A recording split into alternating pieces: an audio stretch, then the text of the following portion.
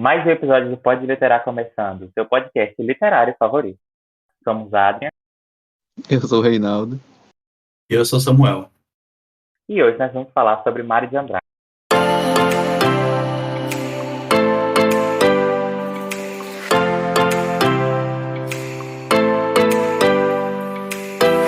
Mas quem era Mário de Andrade? Mário Raul de Moraes Andrade nasceu no dia 9 de outubro de 1893, na capital de São Paulo. Ele dedicou sua vida a diversas áreas da arte. Foi escritor, crítico literário, ensaísta, folclorista, musicólogo e fotógrafo. Ele estudou no Colégio Nossa Senhora do Carmo, que era um dos melhores colégios da cidade, e logo em 1911 foi estudar música e piano no Conservatório Dramático e Musical de São Paulo. E um fato muito interessante é que mesmo antes dele se formar, ele já dava aulas de piano. E se formou em 1917 e já tinha um certo reconhecimento no cenário musical daquela época. E ainda no ano de 1917, ele escreveu sua primeira obra, intitulada Há uma gota de sangue em cada poema, que foi um livro de poesias que trazia críticas à Primeira Guerra Mundial e tinha um caráter antibelicista e pacifista, justamente porque esse período da Primeira Guerra Mundial foi um período muito difícil para todas as pessoas que viveram. E em 1922 ele se tornou professor de música e estética na própria faculdade que ele estudou. E neste mesmo ano também ele publicou uma obra intitulada Paulicéia Desvairada, que foi muito polêmica, pois ela criticava uma sociedade brasileira totalmente decadente e sem nenhuma identidade, que só copiava o que vinha de fora do país e principalmente da Europa. Pois é, o Paulicéia Desvairada foi um momento muito importante na vida do Mário de Andrade, porque o livro em si é uma materialização dos pensamentos e das ideias do Mário de Andrade de acordo com essa época aí que estava tendo em São Paulo. Então ele é um livro com uma linguagem bem agressiva e ele é cheio dos deboches e das perturbações que o Mário teve na época.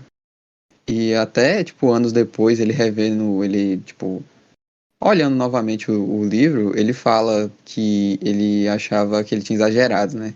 Que ele tinha, tipo, passado um pouco do ponto, mas que ele entendia o ponto e o momento que ele vivia naquela época, então aquilo era algo necessário, né? E, tipo, só pra ilustrar e pra entender como o Mário tinha uma relação, assim, com São Paulo, ele mesmo dizia, tipo, ele mesmo falava que via São Paulo como uma amada noiva dele, só que não tinha tempo pra ele. Então, tipo assim, ele via São Paulo como ele amava São Paulo, mas ele se sentia excluído, deixado de lado naquele momento, sabe? Então é isso. Né? O próprio Mário de Andrade, ele se refere ao livro como algo áspero de insulto e gargalhante de ironia, porque existe um certo deboche na escrita dele, né? E, além disso, ele escreveu o livro falando que tem versos de sofrimento e de revolta, porque é justamente o que o Reinaldo falou, porque ele se sentia meio revoltado com o que acontecia na cidade, porque ele se sentia deslocado do ritmo em que as coisas na cidade aconteciam. E uma das curiosidades sobre esse livro é que ela é a primeira obra com poemas modernistas. Bom, aproveitando que Adrian falou sobre o modernismo, nesse mesmo ano, que foi o ano de 1922, ocorreu um dos mais importantes e maiores eventos da arte brasileira no século XX, que foi a Semana de Arte Moderna. Esse evento ele ocorreu entre os dias 13 e 17 de fevereiro e foi um evento inspirado nas renovações artísticas que estavam ocorrendo no exterior e principalmente na Europa. Esse evento aqui no Brasil ele foi organizado pelo que chamamos hoje em dia de Grupo dos Cinco, que foi composto por Anita Malfatti, Menotti Telpitia, Oswald de Andrade, Tarsila do Amaral e o Mário de Andrade. E esse movimento ele pregava a ruptura de duras normas que existiam nas obras, tanto na literatura quanto em pinturas e esculturas, e uma maior valorização da cultura brasileira, sendo essa uma tecla que o Mário de Andrade pregava já há muito tempo. E justamente por ter essa característica de romper com o tradicional, essa ruptura, porque quando falamos do modernismo e da Semana de Arte Moderna, a palavra ruptura é muito importante, pois esse movimento veio justamente nessa intenção de romper com o tradicional. E por isso, esse evento dividiu muitas opiniões, tanto de pessoas que acreditavam que as obras ovacionadas tipo, anteriormente eram perfeitas, não necessitavam de uma mudança, e outras pessoas que acreditavam que essa renovação era importante, que era algo belo de acontecer naquele momento. Então, trazendo de volta aqui o Paulicéia Desvairada, Acho que um dos maiores momentos que teve na semana de 22 foi quando o poema Ode ao Burguês, do Passeio Varada, foi lido ao público.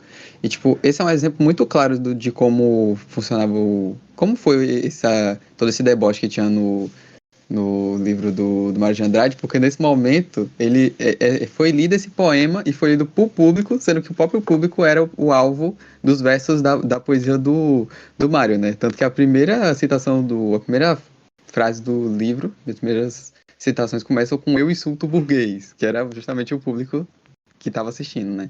Então, é isso.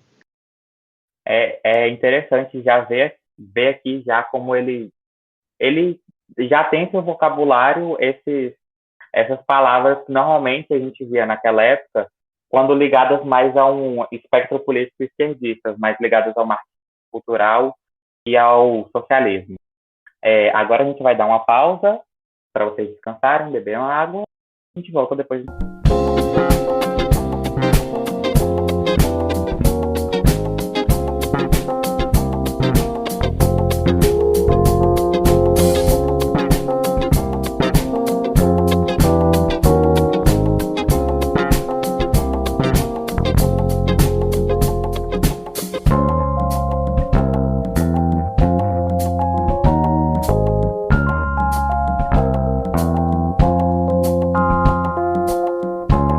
Agora falando sobre a vida política do Mário de Andrade, ela começa em 1934, quando ele é nomeado diretor do Departamento de Cultura de São Paulo. E nesse mandato ele desenvolve vários programas de democratização cultural, promovendo eventos de fomento à cultura em locais públicos da cidade e abrindo bibliotecas públicas, que levava mais acesso à cultura literária para o povo que não tinha acesso, porque naquela época era caro, mas como agora era público, ele tinha mais acesso. Além disso, ele elabora um projeto de criação de serviço de patrimônio histórico-cultural. Então, sintetizando, o Mário de Andrade leva essa vida de servidor público sempre na função de aprofundar a produção cultural mais nas outras regiões do Brasil, trazendo as manifestações culturais delas mais para o centro, porque o que era produzido naquela época era sempre mais levado ou para o Rio de Janeiro ou para São Paulo, que, na verdade, trazia muito do que era de fora. Então, ele buscava trazer o que era produzido nas outras regiões, incorporando isso na sua literatura, música e etc. Aí um ponto muito interessante do Mário como servidor público é que ele já discutia e já trazia essa problemática da democratização do lazer em São Paulo, que ele achava que São Paulo é um lugar com pouco lazer, né? E é uma problemática que tem até hoje em dia, não só em São Paulo, né? Como em todo o Brasil. Mas então, com isso posto aí, a gente agora vai falar sobre o Macunaíma, né? Que é o livro mais famoso do Mário de Andrade, um dos mais importantes do movimento modernista. E basicamente, o Macunaíma ele é um livro que ele é fruto de uma longa viagem do Mário de Andrade e ele tem muito da ideia da antropofagia lá do Oswald de Andrade, tem muito disso aqui. Mas antes da gente se aprofundar nesses assuntos, eu vou dar uma breve sinopse bem simples sobre o Macunaíma e bem rasa, porque o livro ele não tem uma cronologia tão fácil assim de explicar, então eu vou falar algo bem superficial aqui, só para quem não conhece mesmo. Então, o Macunaíma, o livro, né, ele conta a história de um indígena, né, que é o Macunaíma, e ele nasce lá numa floresta, e o enredo da história gira em torno da busca do Macunaíma pelo Muiractã, que foi roubado dele. O Muiractã era um amuleto precioso que foi dado a ele pela sua amada, né, antes de falecer, e ele foi roubado pelo seu inimigo, pelo seu antagonista ali, que é o Venceslau Pietro Pietra, o gigante pré-amor comedor de gente, e ele tá lá em São Paulo, então a aventura, né, o enredo do Macunaíma gira em torno dessa busca pelo Muiractã que está em São Paulo. Então ele vai fazer essa viagem até lá. Então, tem muitos pontos para falar sobre o Macunaíma, mas eu acho que um dos principais, que eu queria iniciar, é sobre o subtítulo dele, né? O subtítulo é Macunaíma, um herói sem nenhum caráter. Então, é um ponto que causa muita confusão, às vezes, para quem está vendo pela primeira vez, porque quem lê pode achar que é por conta da personalidade, né, e dos ideais do Macunaíma, que não são lá, tipo, ideais dos protagonistas convencionais, aí, dos romances, das obras, né, porque ele tem momentos ali que ele é bem questionável, né, ele é bem egoísta, ele tem atitudes bem estranhas, então as pessoas podem muitas vezes achar que é por conta disso, mas não é por conta disso. A intenção principal do Mário é colocar esse subtítulo. A intenção do Mário era trazer e dar um holofote sobre como o Brasil, todos os brasileiros são fruto de um multiculturalismo, né, de várias culturas e de várias etnias diferentes. Então, o Macunaíma, ele é um herói sem nenhum caráter, porque ele não possui apenas um caráter, ele possui vários. Então, esse é o ponto que o Mário de Andrade queria ter nesse livro. Outro ponto que eu falei antes é sobre a antropofagia.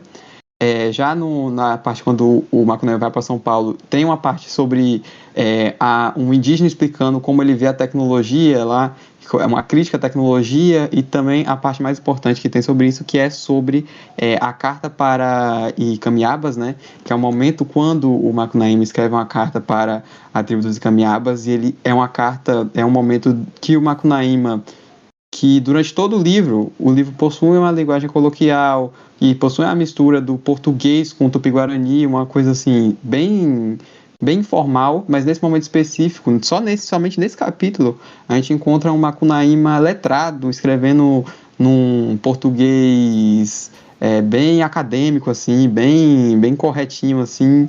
E é engraçado por justamente essa ideia da antropofagia, né? Da mente emprestada, de absorver uma cultura, mas não copiá-la, né?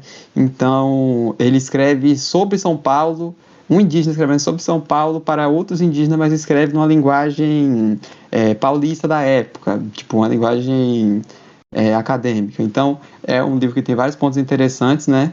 Mas quem quiser ir atrás pode ir. Mas agora vamos partir para a finalização, que o tempo está acabando, né? Então, quem quiser começar? Eu vou começar. É, eu achei bastante interessante a pesquisa, eu gostei de fazer sobre a figura do Mário de Andrade, que ele é importante tanto no ramo artístico quanto no ramo político. No ramo artístico, que ele produziu bastante obras e que são estudadas até hoje, como Macunaíma e tal. E no ramo político, que ele teve buscou essa democratização e essa inclusão de todos os brasileiros, tanto ao lazer quanto à educação, que não, muita gente não tinha acesso naquela época e até hoje não tem, infelizmente. Então ele foi bastante importante na história do nosso país e foi bastante interessante fazer essa pesquisa sobre ele. E eu gostei bastante de participar desse podcast aqui juntamente com meus amigos. É isso. Pode falar, Adriano. Uma das coisas que eu mais achei interessante foi a vida política dele, né? Porque a vida política dele não começa em 1934, com a vida pública. Começa antes, porque desde sempre ele sempre quis trazer essa multiculturalidade dele para a multiculturalidade do Brasil para as obras dele. E ele sempre criticou esse movimento que havia de fazer a arte só pela arte, porque para ele sempre disse que a arte tinha mais valor quando ela trazia essa questão política também, que era de levar a arte para o povo. Então, para não repetir aí o que meus amigos já falaram, né? Eu vou citar que eu achei muito interessante também o fato dele como pessoa, né? Que ele era uma pessoa muito interessante, a gente não falou aqui, mas tinha essa coisa dele ser um católico fervoroso, mas ao mesmo tempo ele ia adorar o carnaval e estar direto no carnaval. Então, ele era uma pessoa que vivia de dualidades, né? As pessoas falam que ele é uma pessoa que vivia de dualidades na vida dele. Então, tem esse aspecto que eu achei muito interessante dele. Quem quiser ir atrás, saber mais sobre Mário de Andrade, é uma pesquisa muito profunda, que não cabe aqui, né? E agora, para o nosso próximo episódio, já puxando aqui, né? Falando sobre Mário de Andrade, a gente vai falar sobre um dos amigos de Mário de Andrade, uma das mentes por trás que também foi uma das mentes por trás do movimento modernista lá, de 22, que foi o Oso de Andrade, né? Que foi amigo dele por muito tempo, ajudou a dar a ideia lá do Paco Macunaíma lá, com a coisa da antropofagia, mas eles passaram a maior parte da vida como uma inimizade, né? Tanto que vocês vão ver lá um pouco sobre isso, e no mais, acho que é isso.